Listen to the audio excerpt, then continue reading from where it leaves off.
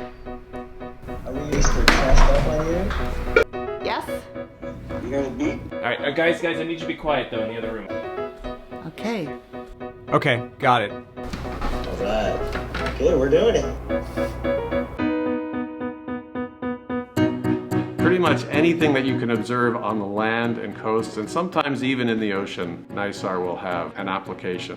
Very exciting mission, generating an enormous amount of data that will keep the science community and the applications community busy for a long time. NISAR is a partnership mission between NASA and ISRO, the Indian Space Research Organization. It's a collaborative project. And we'll be collecting data for all around the whole Earth for all of the land masses. Looking at volcanoes, earthquakes, landslides, other natural hazards that occur in the crust of the Earth. A movement of sea ice, movement of glaciers, how much forest land is growing or being reduced. Because it can image at night and through clouds, it can allow us to see through storms. It's really going to allow us to see things changing in areas where we can't with other satellites. So NISAR is going to open our eyes to the potential of this technique for seeing the ground in places that otherwise has been obscured. So every 12 days we will map the land masses, and then we can take those mappings and we can compare them. We can do what we call interferometry. Where we can take an image acquired on one day and combine it with an image acquired 12 days later from that same vantage point, looking at the same point on the ground. And when we do that, we can see the motion of the ground down to a fraction of the radar wavelength, which in this case is on the order of a few millimeters.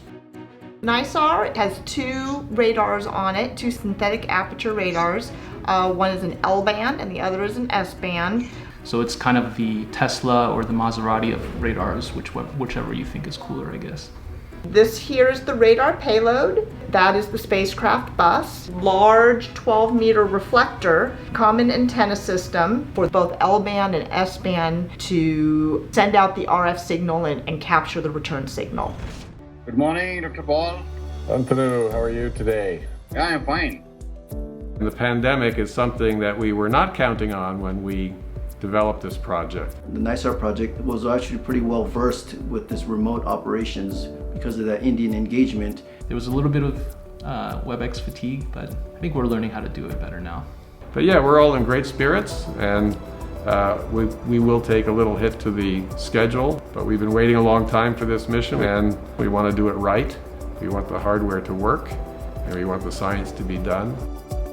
One of the best things we can do to increase diversity in the sciences is to make it easier for people to enter the sciences. The data is going to be freely available to everybody. We aren't going to have to pay for it like we do with some satellites. So making the data free, having it easy to download to your own machine, all of that stuff is critical if we want to remove those barriers to entry to the field.